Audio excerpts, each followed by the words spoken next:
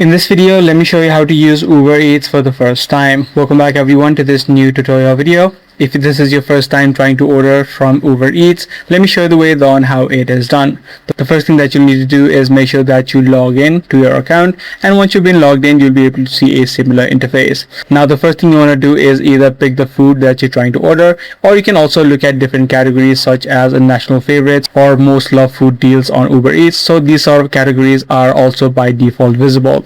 So what you want to do is head over to either of these categories, or you can straight away pick the food that you're trying to order. Let's say you're trying to order burgers, you can tap on the burgers option and different options will start to pop up. You can just head over to one of these options or one of these restaurants that provide burgers, and you can pick from one of these options. You can just tap on the plus icon that is visible, and this item will be added to your cart. Once the item has been added to the cart, just tap on the view cart option, and then you'll be able to see the option called checkout. Now apart from ordering a single item, you can also add in multiple items to your cart so that all of it is delivered at once if you choose to buy it from a single restaurant. So you can just tap on the go to checkout option, add in your cart details, and your payment will be successful. So this is the exact way that you use Uber Eats for the first time.